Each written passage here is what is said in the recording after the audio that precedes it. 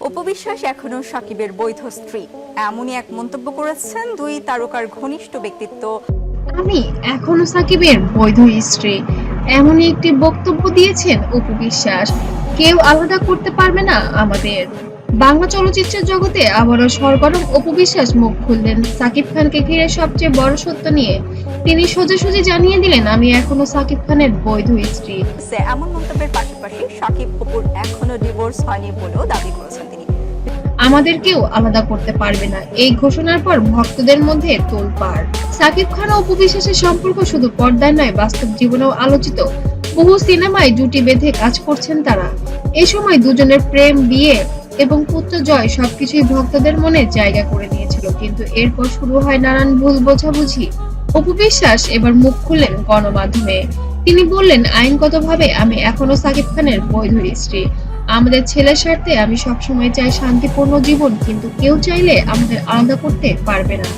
যাই হয়েছে হয়েছে, আমি তার অস্বীকার করছি না, আর অস্বীকার করতে পারবো না, because I love my Son. Of course আমার ওয়াইফ, অফকোর্স আমার ওয়াইফ, বিকজ আমার। এই বক্তব্য ছড়িয়ে পড়ার সঙ্গে সঙ্গে ভক্তরা সোশ্যাল মিডিয়ায় নানা প্রতিক্রিয়া জানাতে শুরু করেন। সাকিব খানের জীবনে বুবলির আগমন, তাদের ছেলে বিয়ে, এসব নিয়েও সমালোচনাই হয়েছে বারবার। তবে অপু বিশ্বাস পরিষ্কার করে জানালেন, আমি জয়কে যেমন মায়ের দায়িত্ব বড় করেছি, তেমনি সাকিবের নামের মর্যাদা আমি কখনো নষ্ট করতে চাই না।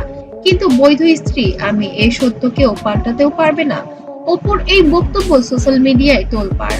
অনেক ভক্ত বলছেন অপুই আসল রানী, আবার কেউ প্রশ্ন তুলেছেন সাকিব কি আবার অপুর কাছে ফিরবেন।